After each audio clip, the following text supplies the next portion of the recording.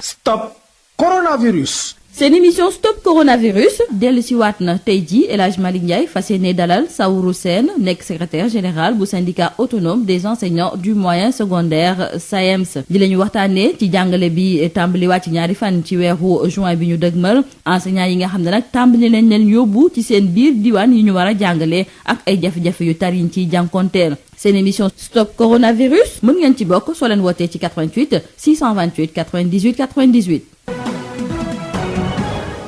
jërëjëf Adja Ndeye Mariam Ndiaye di ko sant di ko gërëm bu baax a baax àndaat ak yéen tey seen émission Stop coronavirus am ci nag gan goo xam ne kenn dootu ko présenté ci muy Saourou Sène nekk syndicaliste bu mag a mag jiite SAEMS Saourou ñu ngi lay nuyu. mais maa ngi leen di fay sëñ bi di nuyu ñëpp ñi nga xam ne ñu ngi ñuy déglu fii ci Sud FM seen rajo profité occasion aussi baalu sénégalais yëpp. ak di leen baal ak. wax ni aussi am naa mbégte trop ñëw ci Sud FM. ndax boo demee ci gox yi nga xam ne mooy. fu ma dëkk ñu xam ci dara. muy Gelor. ñoom ñu bëri dañuy suivre Sud FM. man damay jóge fii dem foofu ñu ne ma déglu nañ la Sud FM. kon ñu ngi déglu kon xam naa ñu ngi may déglu ma profité ci seen chaîne bi rek. di leen nuyu ñoom ñëpp. di leen baalu àq. dinañ ci ànd tam ak Abdoulaye Fane bu jiite UNAPES bi nga xam ne mooy toppatoo woy juru ndongo yëpp moom moo ko jiite. mu ngi fële ci Tëngéej ñu ànd ci kàddu gi ngeen ànd ceeg El Hadj Malick Ndiaye maa leen di présenter émission bi. Saourou gis nañ ne démb la redéploiement bi commencé wala convoyage pour lu jëm ci le 2 juin prochain. tey jii diggante tey démb ñaata enseignants ñoo demagum ci région yi. voilà jërëjëf El Hadj Malick je crois que question bi am na solo trop. et dañuy wax ci tubaab mu ne la pertinence de toute chose dépend de son opportunité. fii ñu toll nii dafa jot ñu wax ak sénégalais yi par rapport à li xew démb aussi. waaw parce que dañ wax njiitu réew mi. moo toogoon ci benn moment gis situation mbas mi nu mu commencé. mu décider ne day tëj école yi. waaw bu toogaatee ba am un protocole sanitaire. xëy na bu ko indiqué pour que ñu ubbiwaat l'école yi. bu mu jëlee décision ubbiwaat l'école yi ñun amu ci benn problème dañ jàpp ni kon ñun jàngalekat yi dañoo war a dellu ci suñu bérébu liggéeyukaay. loolu mooy logique pour que loolu nag am. il faut nag. ñu waxoon ko gouvernement. comme ñun bi nga tëjee l'école yi dañoo ñibbi. te yow transport bi fi mu nekk nii dañ ko tëj. il faut nga wax ñu ci yan condition la ñuy dellu. tegal foofu sa baaraam Saourou tegal foofu sa baaraam mais loolu. amoon na solution de solution. ministre bi. Mamadou Talla waxtaan ak moom Omar Youm. ba démb le convoyage bi commence donc loolu problème war ci mun a am. normalement waaw xam nga problème bi fu mu amee. waaw bu dee am na problème. mooy que nag bu ñu fàtte mukk. waaw ci moment bii ñu nekk. waaw ak lépp lu ñu bëgg. nañ ci sooraale lu ñuy tuddee les gestes barrières. tout à fait te ñu gis ne nag démb. quand même amu fa. amu fa xam nga presse bi fa ñëw yépp gis nañ ni. amu fa te ma dolli lenn aussi. et l'image a fait le tour des réseaux sociaux. mais l'image ne peut pas faire le tour du monde parce que l'école dafa war a nekk toujours un lieu de référence. kon école bu fa amee lu fa sooxe rek day dal di feeñ te pourtant nag dëgg rek moo neex yàlla. waaw dama xëy démb ci suba. ma daw dem gouvernance. waaw fekk ministre foofu. ñu yaakaar ni man dama ñëwoon aussi ci cérémonie boobu. man ne leen man dama bëgg a gis ministre bi léegi moom tamit mu am humilité gis ma ne ko monsieur le ministre jàngalekat yi war a dem Thiès ak ñi war a dem Diourbel. lim bi boo ko xoolee nu mu toll. boo nee da nga leen woo ñoom ñëpp ñu ñëw 3 heures fi nga xam ne mooy terminus Liberté 5. boo moytuwul. am na benn geste barrière yi boo xam ne kenn du ko mën a respecter. muy 1 mètre bi. muy la distanciation sociale. sociale.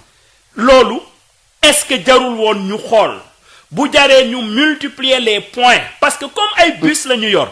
mais mën nañu wax ni ñii nañ toog Guédiawaye. ñii nekk Pikine ñi Rufisque dëkk ñi Yara voilà fu nekk bus dem fa jël ñooñu. mais kon Saourou y a une improvisation lay nuróol. mais c'est-à-dire le dispositif. nuñ ko jëlee. moo jëlul tous les paramètres qui concernent les gestes barrières. mais xanaa yéen kon bu ñu ko def y avait pas cette concertation entre les syndicats et le gouvernement du Sénégal surtout ñaari ministères yi enseignement ak transport. sauf que aussi. pour dire vrai. ñun def nañu réunion ñaari yoon. ak ñoom. ak suñu ministre de tutelle. waaw suñuy ministre de tutelle. waaye suñu ministre de tutelle yeneen réunion yu mu tenir ci mbir mi mu ngi ko tenir ak le ministre des transports. ak le ministre de l'intérieur. yooyu réunion ñun fekke wuñ ko waaye yu ñu fekkee liñ ci waroon wax yépp wax nañu ko ak suñu ministre. bali xew démb. mais boo xoolee tey mais nag dafay am loo xam ne xel déjà. mun na la permettre sax nga anticiper ci. muy lan. mais boo waxee nii li mu jàngalekat yi war a dem Thiès. ak ñi war a dem Diourbel. tel endroit la ñuy déparé à telle heure. mais le plus naturellement du monde rassemblement dina fa am parce que ñi fa war a dem yépp dañuy xëy ñëw ci endroit boobu. mais est-ce que léegi c'est possible de rectifier le tir. c'est possible. ci nan lañ ko rectifier mais léegi. nu ñu koy rectifier rek mooy. pour le reste. te ñu ngi ci continuer quand même nii. gis nga bu ñu jëloon par exemple ñi war a dem Ziguinchor et cetera zone boobu. mais ñu ne ñi nekk Pikine nañu rester à tel endroit à Pikine ça fait moins de personnes. ñi nekk zone Parcelles Assainies Dakar centre. mais nañu dem tel endroit. bus fekk leen foofu ñi nekk ci beneen localité ñu wax leen localité boobu groupe yooyu. mais day permettre à ce que nga am la distanciation sociale au lieu nga jël ñëpp boole leen ci même endroit. donc est-ce que fi mu toll nii par rapport ak xew crainte mun na am ci wàllu feebar bi nga xam ne dafay bañ ci galaw ndax. gis nga crainte mun na am fi mu toll nii. gis nga crainte mun na am. bien sûr. parce que bu dee bu ñu respecté wul les mesures barrières. mun na am ñu attraper le virus. mais mesures barrières yi fu ñu ko respecté wul rek xel mën na ñaaw ci loolu. donte nag aussi. ñun ay way gëm yàlla lañ. mais bien sûr waaye voilà mais n'empêche. sawru oui yàlla bay sa tool. mais justement foofu laa bëggoon jëm. moo tax ma ne la n'empêche. mesure barrière yooyu lu ñu gëm yàlla dañ ko teg. ah waa ji damay yàlla baal la dafa gisoon le prophète. daw seen prophète bi sallallahu alayhi wa sallam daw jub si ko léegi. prophète bi ne ko waaw sa gëléem gala nag nga bàyyi mu ne ko non bàyyi naa ko noonu parce que yow sa jëmm bi laa gis bàyyi naa ko ak yàlla mu ne ko yeew ko ba pare nga door ko bàyyi ak yàlla donc c'est la même chose ici nañu respecter les mesures barrières. léegi laaj bi mooy est-ce que à partir de démb ak tey li xew est-ce que tey ji am na évolution par rapport li ngeen di ñaxtu yow ñaxtu nga ko. xam nga ndax am na évolution tey suuf loolu mooy laaj. justement je suis au regret. de dire que amul évolution boobu. ah bon. amu ko parce que. kon yéen vous avez parlé dans le vide. xam nga dañoo wax ba pare. man dama nekk ñun syndicat autonome des enseignants du moyen secondaire. ñun du ñu nekk mogum xamoon naa ko. dañ ciy wax gis nga dama la rappeler avant liy xew démb di xew. man en tant que responsable national du SAEMS dem naa ba fekk ministre cérémonie ma génne ko ne ko kaay yi dafa am yu ma lay wax te lu am solo la. rassemblement on risque d'avoir un rassemblement au terminus de Liberté 5. monsieur le ministre loolu war nañ ko éviter service am ñoo ko ni voilà jël nañ les dispositions et cetera moom bu mu ñëwee gisal na boppam ni loolu c'est pas ça.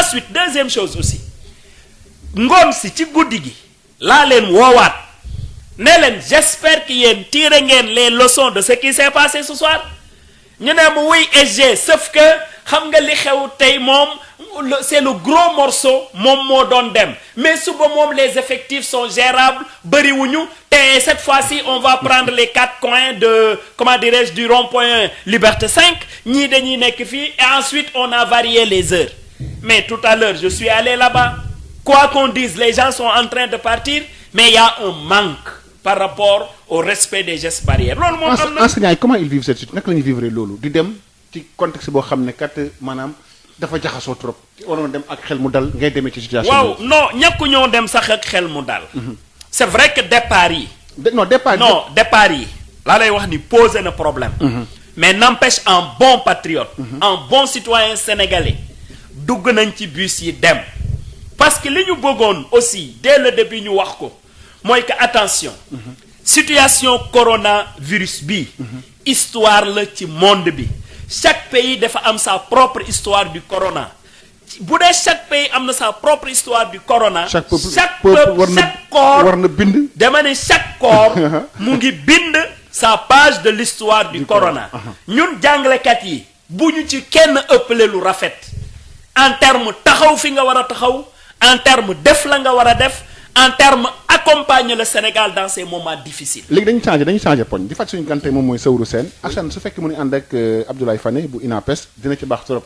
alors yéen def ngeen situation 4 régions du Sénégal yépp. Oui. gis nañu région par région ñu jóg ci Dakar yëf yi dafay utee selon les régions. oui Dakar gis nañu fi mu toll nii moom mooy épicentre maladie bi. ndax yaakaar nga ne le 2 njàng mën na am fii ci Dakar par rapport ak. xam nga aussi dafa am lenn loo xam ne ñun dañ ko retenir ak gouvernement au Sénégal. muy lan. la reprise bi day dépendre ci situation pandémie bi. moom laay expliquer allez-y nii rek waaw. xam nga situation bi ñu nekk nii. ku la wax ni am nañ ci lu ñu neex. am résultat yu ñu bëgg. daf lay wax lu ko neex. fi mu nekk nii ci situation crise bi ñu nekk. dañ mën a fexe xool lan lañ ci mën a for. ak lan lañ ci mën a sauver. tout à fait. loolu moo tax. gouvernement bi bu mu taxawee ne ñu. et comme niñ ko gisee aussi ci yeneen réew yi. dañuy reprendre les enseignements apprentissage le 2. ñu ne ko acca ñu ne dañuy commencer ak les classes d'examen. ñu ne ak ok. pourquoi mais parce que tout simplement boo jëlee la population scolaire sénégalaise. c'est 3 500 et quelques mille élèves. ci 3 500 et quelques mille élèves yooyu dañu nangoo jël d'abord les classes d'examen li nga xam ne moo constitué 551 000 à peu près ndongo. public comme privé y compris. kon chiffre boobu boo ko xoolee par rapport au chiffre global mais def di loo xam ne nag humainement war nañ ko mën a gérer. bu dee dañ respecter li nga xam ne dañ ko wax dans le protocole. voilà. buñ ko respecté da nga wax lu am solo da nga fekkee doon ils ont respecté ce qui est dit dans le protocole. c'est important de le dire. xam nga loolu nekk dans le protocole. dañ wax ni moom waaw Sow mos nañu tuuti nekk ci protocole bi lan moo nekk ci protocole bi. waaw li nekk ci protocole bi ci ñi jëm ci mbiru école bi ma intéressé. mooy que d'abord école yi. nañ leen désinfecté. waaw première chose. ndax loolu ñu ngi ci. waaw ñooñu gis naa xam nga aussi man malheureusement dafa am restriction boo xam ne. mënul tax Saourou jógee Dakar léegi dem Thiès wala mu dem Fatick wala mu dem Diourbel. donc yéen waa journalistes yi rek télé yéen ñuy won gis fii ñuy pousse fii gis fee ñuy pousse c'est des milliers d'établissements. kon mënuma à partir de Dakar certifié. mais am nga ay relais dans les régions. mais dama jàpp. dama jàpp aussi. waaw moi je ne suis pas plus patriote que les autres. tout à fait ñi nga xam ne yàlla moo dogal tey nguuru Sénégal nekk ci seen loxo gënuma leen patriote te xam nañu responsabilité bu ñu war a am dans la situation sanitaire du pays. tout à fait de ce fait bu ñu jëlee décision ubbi l'école yi damay jàpp ni aussi rafet njort que loolu ñu wax dans le protocole sanitaire ku nekk dina ci waslu ak xam pour que ñu mën ko respecter. gis naa ñu pousse en tout cas désinfecter certains établissements et je crois que chaque gouverneur de région doit veiller à ce que dans sa circonscription régionale en rapport avec l'inspection d'académie en rapport avec les IEF mais ñu def ce travail de désinfection des écoles. ensuite beneen élément bi daf ci am solo. ñu ne classe yi dañ koy éclater classe bu nekk bu mu weesu ñaar fukki ndongo tey ensuite. non xam nga ma laaj la foofu noonu. waaw su fekkee classe boo xam ne avant corona bi c'était 60 élèves. 90 exactement. waaw léegi nu ñu koy éclater ak nag. voilà xam nga nuñ koy éclater. ak lu ñu leen di jàngale ak. non est-ce que c'est le même instituteur est-ce que lu man. voilà dama lay expliquer rek lu ñu wax foofu. allez-y waaw. gis nga école bi. mën na nekk 20 classes. waaw fekk ni 4 yi ñoo nekk classe d'examen. waaw wala 5. waaw bu dee loolu la comme ñeneen ñi ñëpp dañ leen wax ñu toog seen kër. 4 yooyu bu ñu ñëwee ou 5 yi dañ leen ci tas ci 20 classes yooyu. bu ko defee classe bu nekk day mën a am un nombre raisonnable. ñu ne pour le respect de la distanciation sociale il faudrait que classe bu nekk am 20 élèves ci luñ ñu wax. ensuite deuxième chose ñu ne école bi il faut que ñu jox ko tout le matériel. mooy gel hydroalcoolique bi. mbala saabu ndox. flash thermoflash bi. ak ay masques. yooyu yëpp wax nañ dafay am. ma wax jàngalekat bi. yow am nga ci responsabilité. parce que nag boo ñëwee ci école bi. loolu nga xam ne dañ ko wax dans le protocole sanitaire gisoo ko demal ñibbi sa kër nga toog. ah bon ah oui. man nee nañ ma lycée d'enseignement général bu Diourbel laa war a jàngale. ñu ne bu ma yegsee dinaa fekk thermoflash buy xool température sama température ak bu xale yi ñu ne bu ma yegsee salle bi may jàngale 20 élèves ñoo fay nekk ñu ne ma école bi day am toilette fonctionnelle école bi dafay am ndox école bi dafay am savon mais yooyu yëpp bu ma yegsee bu ma ko gisul kay naa ñibbi toogaat. mais ne leen gisuma ko. li ma wax ci classe d'examen yi. bu ñu bu jëlee classe CM2 yi tey. xam nga léeg-léeg am na CM2 yoo xam ne pratiquement il peut faire plus de 60 élèves. oui yaa ngi 190 léegi. léegi ñun bu ñu leen éclaté.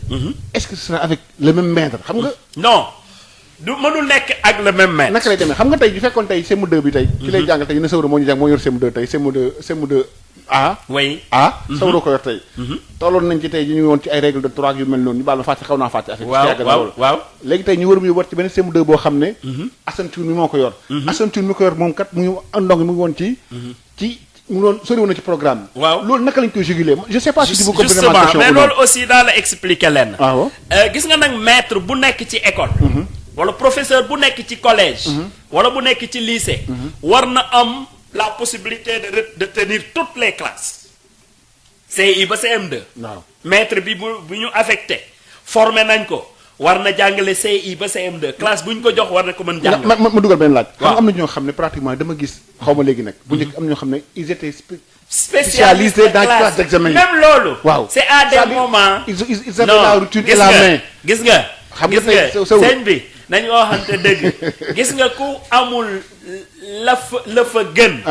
nga am la fa sës. ak li fi ne. c'est la vérité. c'est vrai que ñun ñëpp xam nañ ko. da doon am spécialiste de ceci ou cela. même dans la presse da ngay gis kenn koo xam ne chaque soir mooy présenter l'édition.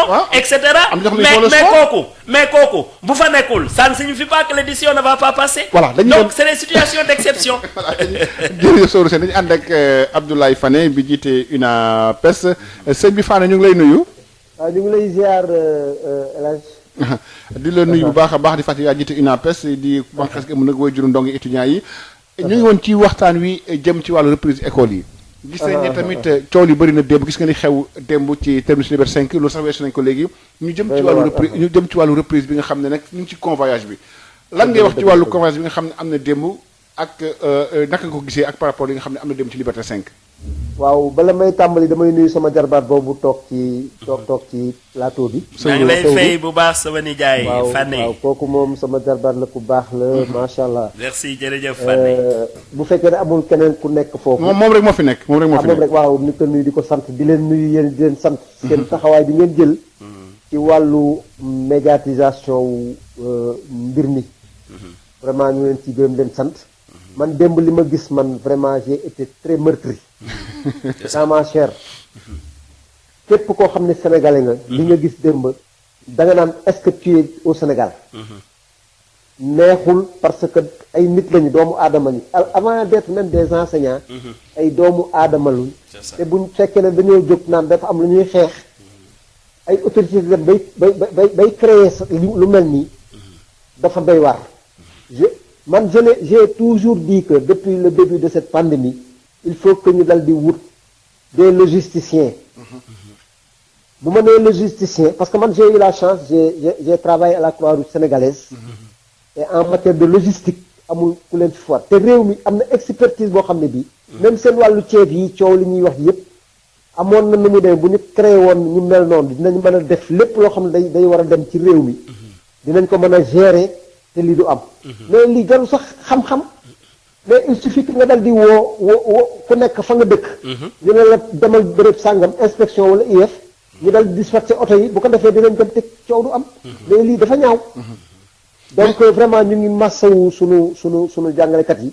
mais est-ce que tey yaakaar nga ne reprise mën na effective ci Sénégal gi à partir du 2 juin prochain. waaw mais xam nga j'ai toujours eu à le dire. Le 2 juin. C'est une date indicative c'est pas une date impérative. waaw c'est à titre indicatif. parce que bu ñu nee dañuy dem vers le 2 juin. dafa am ay paramètres yoo xam ne yi bu fekkee ne véritablement toutes ces conditions ne sont pas réunies. mais c'est sûr que moom du mën a nekk. te le ministre il en est très conscient xam na ko. protocole sanitaire boobu moom lay tënku. tey bu fekkee ne pandémie suba rek dem na ba dal di am yenn kii mais c'est sûr que en tout cas muy xawma de keneen mais ñun ñooy jëkk a jóg. c'est ça dal di ne bu kenn yóbbu doomam. déjà ñun le samedi on va faire une vidéoconférence avec nos coordinations. pour nous décider. parce que rien n'est exclu. bu ñu demee ba xool matukaay boo xam ne bii des na. ñun on va demander à ce qu'on sursoit à tout. waaye nag aussi boo dee jiiteem réew. waaw doo toog rek di xaar. ba ne mbir mi dafay arrêté mais mbir mi kenn xamul kan lay arrêté yàlla rek ko xam. mais da ngay teg ay scénario ay hypothèse bu ko defee nga xool xam ne bu fekkee ne mën na nekk yeneen réew yi nga xam ne ñu ngi ubbi nañu. tanewuñ ñu. nañu xalaat. ba pare rafet njort. ba pare bañ a nekk ay nihilistes. d'accord parce que dans ce pays il y a tellement de nihilistes. da nga fi dindi dara doo fa am lenn loo fa teg. ñun nag quand même on a eu cette chance et Sowru moom mën na koo seede. tout à fait. et on a notre franc-parler. c'est ça. et depuis le 10 mars quand le ministre a mis en place le comité de veille dugal ñu ci.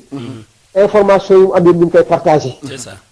ba pare nag hier on a tenu une réunion avec le collectif des gouvernements scolaires du Sénégal. xale yi dégg gis ngeen leen tey ci rajo yi. ci média yi. lu leer la ñuy wax. dañu demander à ce que dispositif yépp ñu jël ko. nañ ko fekkee. démb bu ngeen ko seetloo. à la gouvernance de Dakar. ñoom ils étaient là-bas pour ñëw teg ci seen bët. du point de vue quantitatif ak qualitatif bu lépp yendee ñoom ñu mën a am yaakaar. et aussi Dakar muy région yi yëpp aussi le même scénario va se produire. parce que xale yi ay mag lañu. te nee nañu désormais dootuñu nangooti. mag ñi di décider rek à leur place. d'accord. waaw donc vraiment. pour ci gàttal rek. waaw. dañuy rafet njort ba pare nañu gëm yàlla. jël mbir mi jéem a jël suñu matukaay. zéro risque amul fenn. même s'il n'y avait pas de pandémie. maare deytaal yi mën nga génn ci mbedd mi sax ab oto ñëw fël. tout à fait tout à fait. donc il faudra véritablement que nous conjuguer au positif bu ko defee ñu jéem a ñaan yàlla bu ko defee ku nekk boo amee xel mu rafet.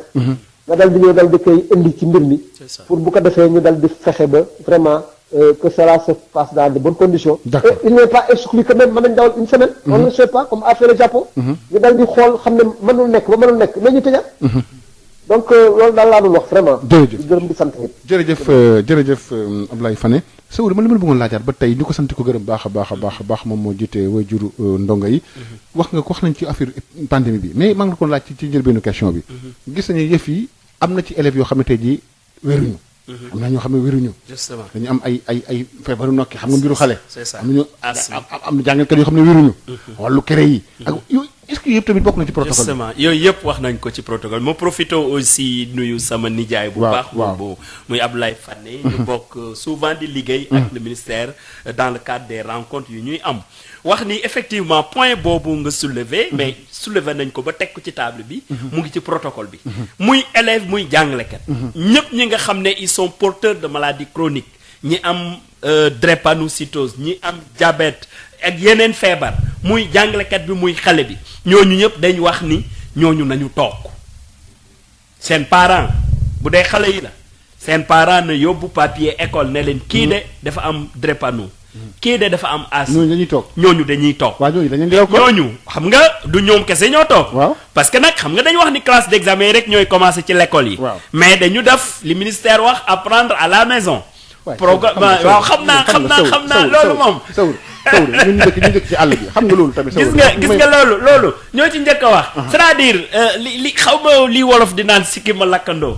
loolu moo xaw instant bi xam nga xale yi nga xam ne dañ toog ci kër yi. ñu ne leen léegi dañuy suivre xaw ma cours à la télé ñii dañuy xool dans le site y a beaucoup de localités comme chez moi. amuñu électricité. waxuma la non internet balaa nga koy wax da ngay wax électricité d'abord. amuñu ko donc loolu c'est-à-dire année bii ñu nekk moom. gis nga wax naa ko waxaat ko. bu dee am na un secteur. boo xam ne dina fay très salé la note du Covid-19. c'est le secteur de l'éducation. yëpp la. c'est en tout cas ñun moom. yëpp la ñun moom dafa mel ni corona ñun la topp ñun waa éducation. mais léegi yaa loolu ñooñu xale yi naka la ñuy jàngee. waaw mais xam nga aussi dafa am lenn loo xam ne rafetlu woon naa ko. waaw jàngalekat yi en tout cas ñi nga xam ne dañu yore classe su second terminale classe su troisième. ak même les CM2 surtout nag ñi nekk ci daara diggu doom yi. troisième ak terminale. jàngalekat yu bari dañu jël seen volonté. créer des groupes WhatsApp avec leurs élèves. di leen jox cours directement.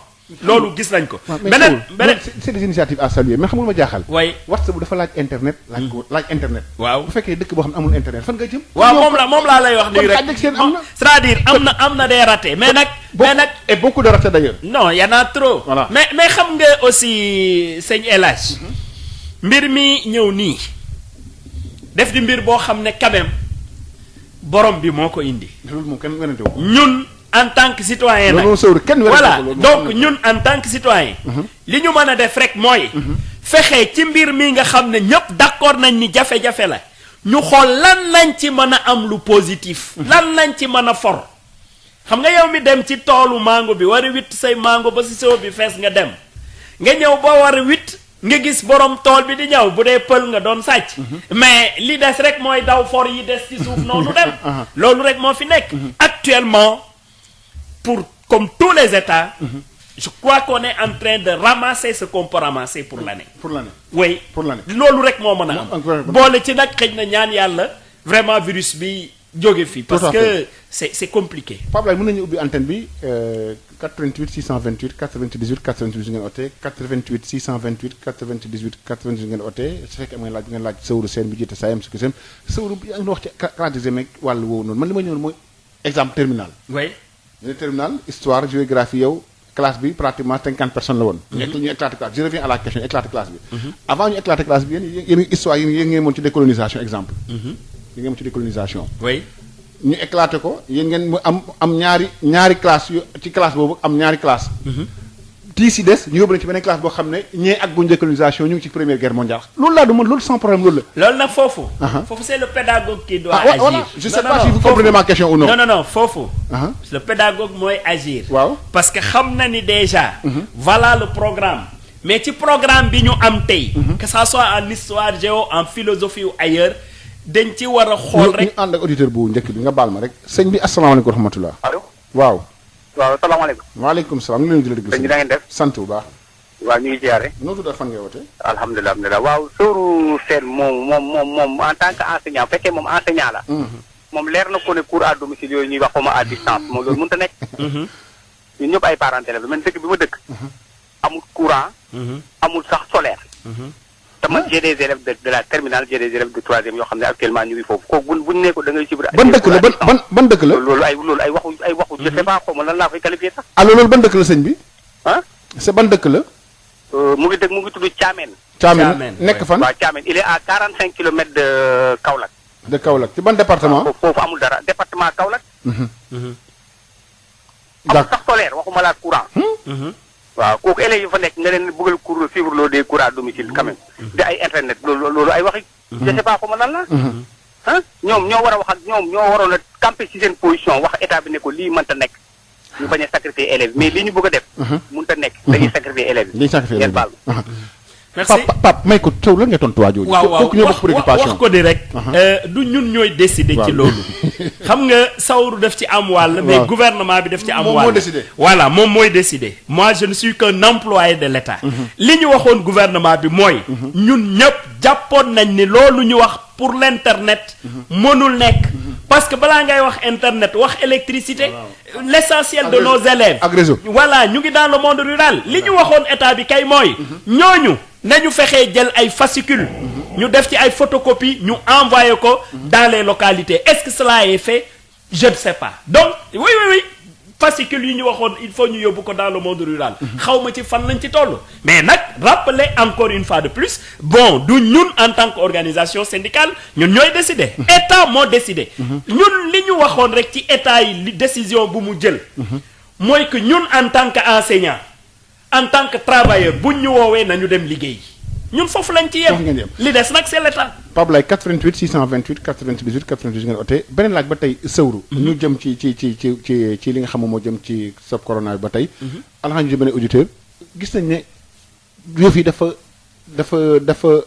courbe bi dafa ni muy def dafay varier de région à région. oui Dakar la yëf yi gën a laal. oui Dakar plus de 80%. voilà. ndax Dakar yaakaar nga ne njàng mi dina mën a effectif le 2 mën na possible le 2 parce que ministre bi keroog di chaque jour moo ko wax ju bees wax ji dafa attention quand il dit que ne tout dépend de l'évolution de la pandémie bu ñu xam ne Dakar nga. chaque jour kaay di gën a yokk Dakar. Gis nga. situation Dakar la bëgg wax xam nga nga ñëw ci ñun Sëwru. xam nga lu ma bëgg a fàttali mooy première date bu ñu jëloon pour la reprise c'était le 6 avril waaw bi ñu yegsee le 6 avril coow jibul kenn reprendul Waaw. parce que on était conscient que c'est pas possible ñu ne nañ jëlaat beneen date ñu ne le 4 mai bu ñu yegsee le 4 mai coow jibul kenn reprendul ñoom état ñoo ni le 2 juin mais cette fois-ci à la différence des premières dates yu ñu annoncé woon muy le 6 ak le 4 mai gis nañ ni quand même obligé nañ jàngalekat yi pour retourner leen à leur lieu de travail kon jàngalekat yi ñu ngi retourner à leur lieu de travail maintenant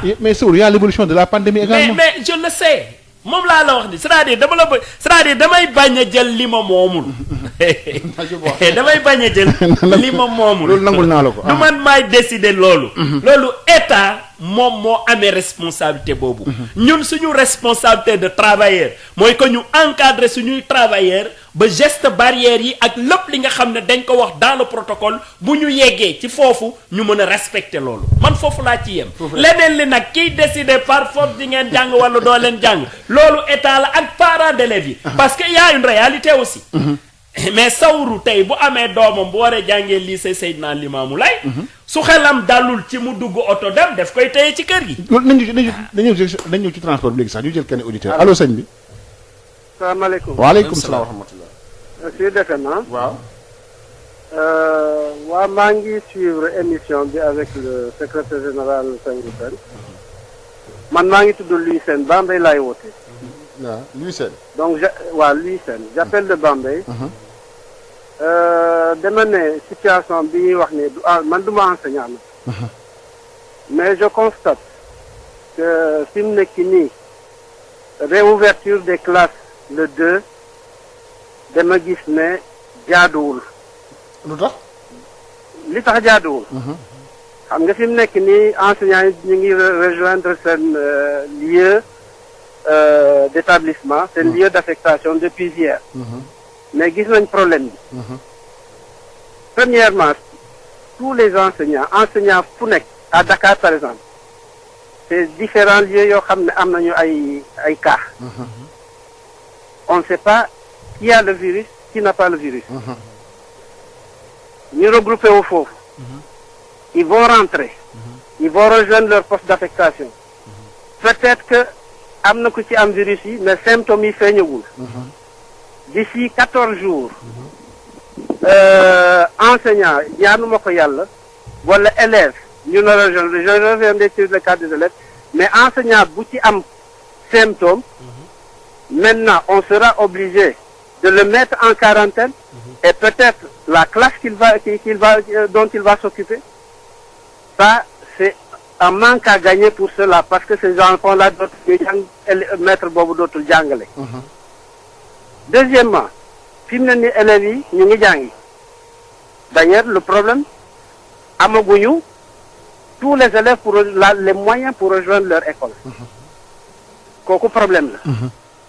Troisièmement man am naa doom mu ngi dem jàngi mais xelam dalul comment il va faire pour suivre les cours yooyu yëpp a ngi ci sëñ bi ba tax na dama yaakaar ne Monsieur le Président de la République il n'a qu'à prendre son courage en deux mains jël une décision ñu waxtaan ak jàngalekat yi ak ñëpp ñi nga xam ne les acteurs qui sont dans l'éducation ñu waxtaan comme ñu ngi ñaan yàlla ñu ñëpp ay gëmkat lañ dañoo gëm ñu ñaan aussi pour que kii bi suñ demee ba mois de septembre fekk affaire yi yëpp wàññeeku ñëpp du dem classe ñëpp seen xel dal. d'accord waaw yow daal. ñëpp seen xel daal. yow daal li su ma déggee si wax daal moom mooy daal ñu bàyyi ba septembre daal ñu door a njàng mi daal. waa ñu bàyyi. ba yëf yi dal. ba yëf yi dal. yëf yi su dalee. xelu ñëpp dinañ dal. ñëpp mën a jàng ci jàmm ak salaam. enseignant bi dina mën a jàngale bu baax. élève bi dina mën a jàng bu baax. parent d'élève bi na kër ga xelam dina dal. lii xew na ñu ñëpp ko yëgandoo metti na mais on n'y peut rien. On n'a qu'à prendre la situation ñu xam ne lii moo am passewul. On n'a qu'à ñëpp nañ àndandoo respecter les mesures barrières. ñu xaar ba vraiment ñëpp dal. mais fi mu nekk nii. su ma doom su demee école il va pas suivre. doomu keneen su demee école du suivre. d'accord ku feebar ñu confiner la. waaw ñu confiner la dootoo suivre tes enseignements kooku aussi beneen affaire la ngeen baal ma ak. jërëjëf Louis lan ngay tontu ci li waa ji. waaw wax ni rek monsieur Sène déglu nañ ko bu baax a baax a baax. mais comme ni mu koy waxee xam nga dafa am ñun jàngalekat yi lenn lu ñu dal. te gis ngeen ni rek lu yàggul dara ci presse bi. ñu daal di bind ne. voilà médecins yi ñu ngi liggéey. les forces de sécurité ñu ngi liggéey mais jàngalekat yi bi ñu leen waxee reprise rek di coow li dafa commencé bëgguñu dem comme d'habitude parce que da ngeen di coow. xam nga dañ ñu bindal loolu. yéen moom da ngeen dañ ñu wax loolu. waaw mais nag may fàttali ñun. en tant que agent de l'État. ñun état rek la ñuy déglu. bu dee nañu dàkkal. dañuy dàkkal. bu dee nañu dem. ñun ñu dem foofu lañ ci toll. ensuite maintenant aussi dafay am lenn loo xam ne il faut ñu nangu koo wax. muy lan. xam nga kii wax ni bu feebar bi dalee septembre.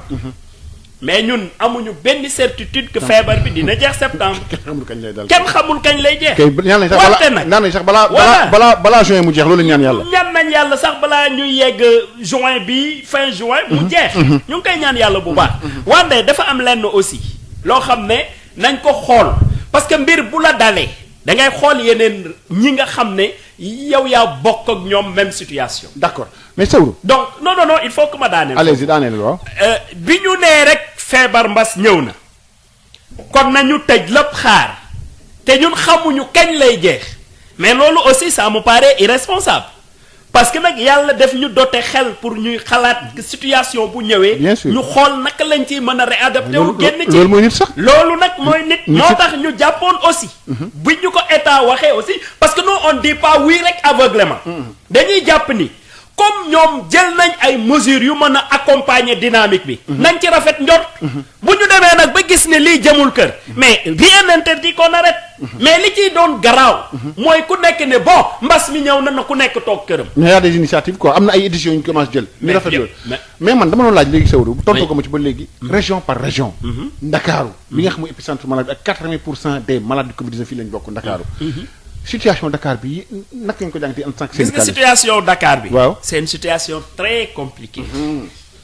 li tax mu compliqué mooy wax nga ko 80% des malades ñu ngi Dakar.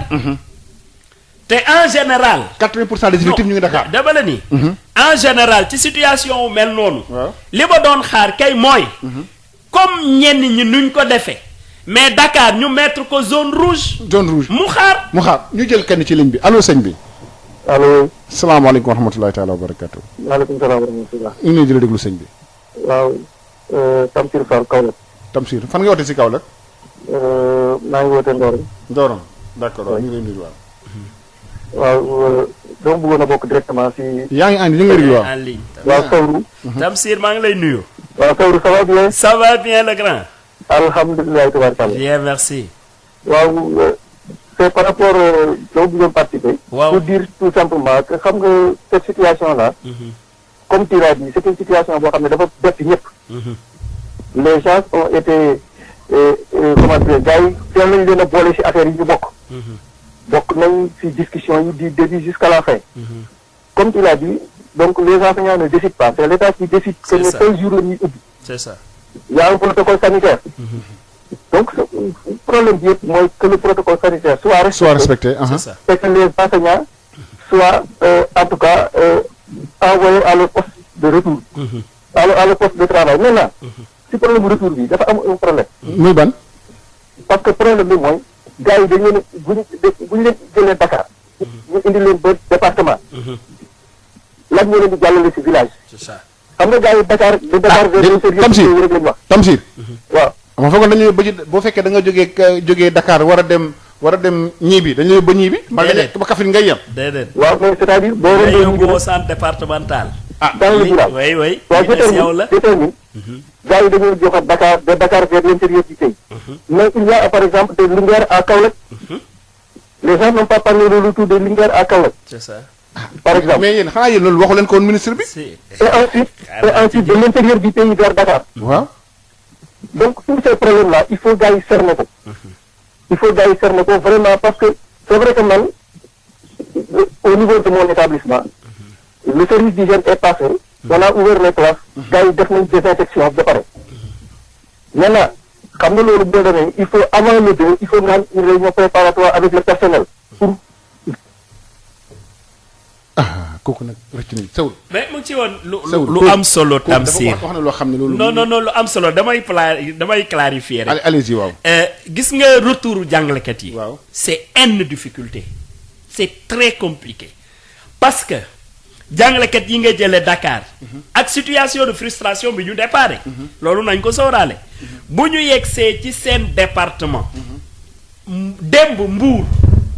dafa am lu jafe lu fa xewoon Mbour. muy lan. j'étais obligé moi d'appeler directement le ministre de l'éducation. pour lan.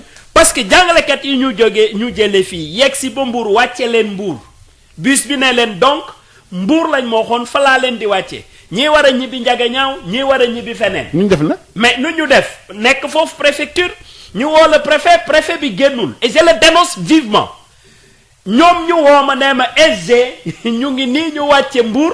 mais ñun Ndiaganiao la ñu war a dem ñii war a dem Sandiara ñii war a dem Fissel qu'est-ce que j'ai fait j'appelle l'IF ma woo d'abord mon responsable syndical nee leen suñu camarades yooyu nekk Mbour il faut ngeen nekk à leur côté ñu ne ma déjà ñun ñu ngi fi ma ne leen jox ma le numéro du préfet moom amul numéro préfet mu jox ma numéro IF ma jot numéro IF woo IF nee ma mu ngi woo préfet mais jotu ko ma ne ko envoyé ma le numéro du préfet ma woo préfet ba sonn jotuma ko ma obligé woo le ministre de l'éducation ne ko jàngalekat yi ngeen largué à Mbour commune seen situation naka la ñuy def ba dem Ndiaganiao ak ailleurs finalement ministre moo woo gouverneur daal di woo le préfet ñu door a trouver solution pour que ñu dem Ndiaganiao amoon na un peu à comment dirais-je à Tivaouane ñu décanté ko. mais kon donc tout ça va se passer tout le temps comme ça.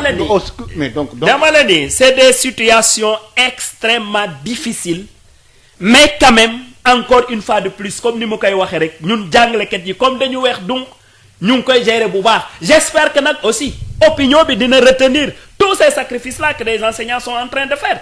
loolu aussi daf ciy am solo. ñu jël keneen ci ligne bi ak Pape Abdoulaye Dieye sëñ bi asalaamaaleykum wa rahmatulah. waaleykum salaam. ñu ngi lay ñu la déglu sëñ bi. allo. allo waaw ñu ngi lay déglu waaw.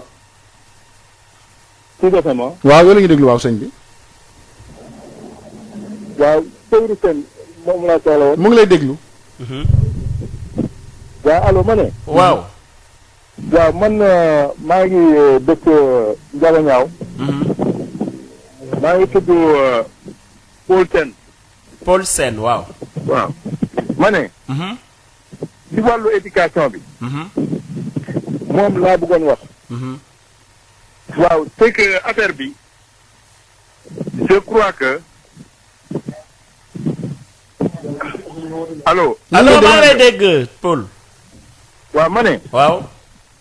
dama yaakaaroon ne. affaire bi acteurs yi.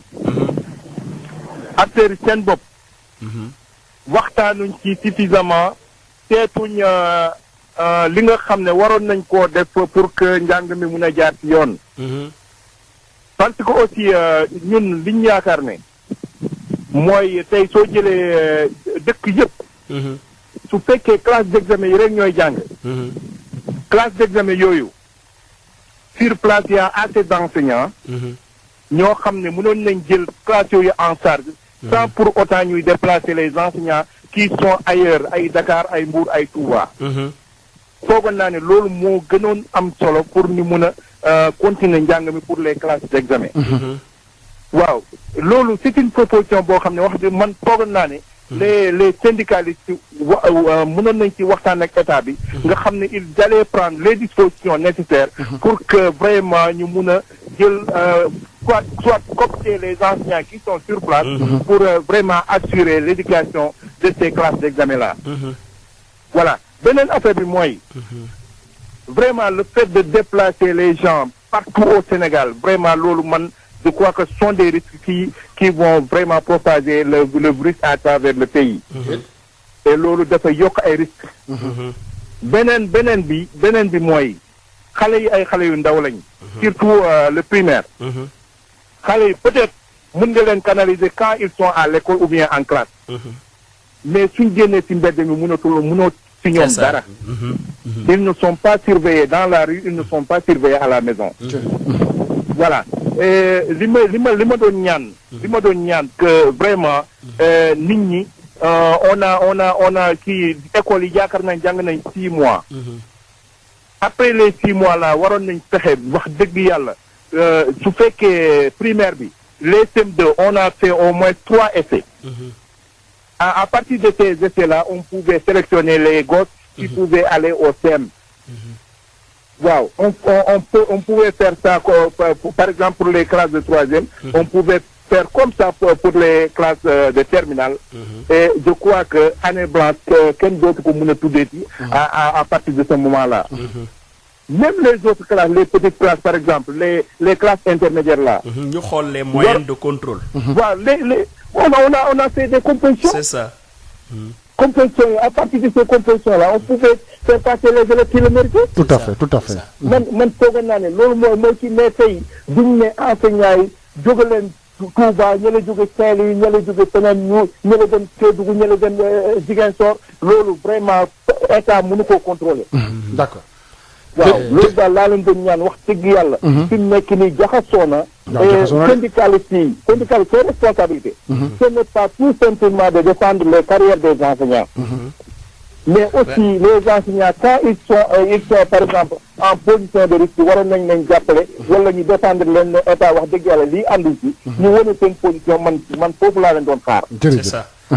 Vraiment maa ngi jégalu nag. ñu ngi lay jégalu bu baax wax dëgg yàlla yàlla na yàlla def jàmm. amiin amiin. lan ngay tontu merci Paul maa ngi lay nuyu di profiter aussi nuyu waa Ndiaganiao yëpp parce que moi je suis de la commune de Ndiaganiao. zone boobu laa dëkk. maa ngi profiter occasion nuyu waa Ndiaganiao yëpp yu ñuy déglu. et bu ma waxee Ndiaganiao wax naa Sandok wax naa Susum wax naa fépp. alors wax ni rek que c'est des propositions très pertinentes. sauf que. li ñuy wax rek aussi dama am solo mooy.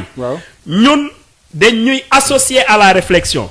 mais la ñuy wax gouvernement. ak la muy jël décider ko mun na am écart. parce que ñun li wérte woor mooy bu ñu toogee ak état wu Sénégal ñun ci mbir mi décision reprise des cours ñun wax nañ ko ci lu ñu xalaat. maintenant liy décision bi état moo ko moom. du ñun ñoo ko moom léegi nag xaaral ma toj kaas yi bala ñu parce que li ñu des ci waxtu bëreetul. waaw du ngeen fa dem di laaj ay grève ak indemnité yi du ngeen occasion bi ngeen am du ngeen fa dem indemnité ak ay logement yi ngeen doon laaj revendication yi ngeen teg de côté. parce que ci contexte Covid la ñu nekk. masaani leen xeer boobu.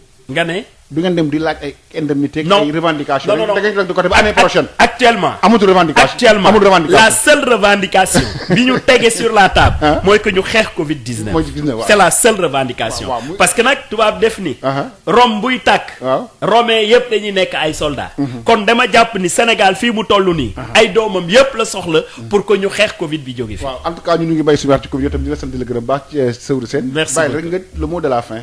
Le mot de la fin c'est de remercier la radio Sud FM. seeni programme parce que nag je crois que li gën a am solo ci seen rajo.